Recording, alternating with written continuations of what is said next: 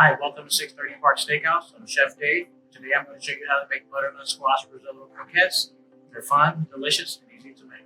I'm going to heat 1 gallon of chicken stock, push to the side, and we're going to, in a separate pot, we're going to heat up the oil.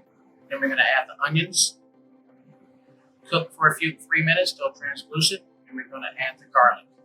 After the garlic has been cooked for a few minutes, we're going to add the arborio rice and the bay leaves.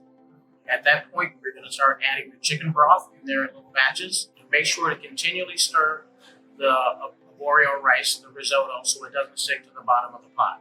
Do that in batches until the liquid is all absorbed to a hard line color, so the white grain of the risotto starts to go away. After that, we will add the 4 cups of diced butternut squash.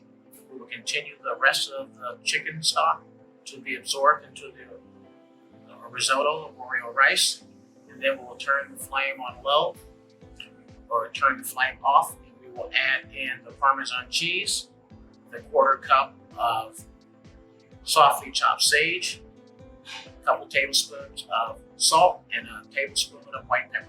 Now we're going to pour this on a lined sheet tray. It could be a cookie tray for you, but it's a lined sheet tray until it's all cooled. Once the risotto is cooled, we'll form them into 2-ounce little croquette or little cake balls. Once the cake balls are formed and cooled, we will bread them in a flour, egg wash, and panko breadcrumb.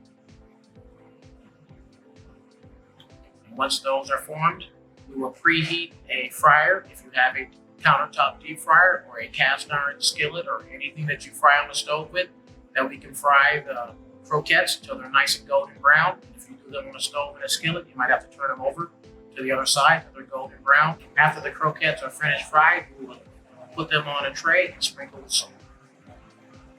Absolutely delicious. Great side dish for the holidays. Your friends and family will love it. Thanks for watching. I'm Chef Dave. Hope you enjoy the recipe. Look forward to seeing you at 630 Park Steakhouse.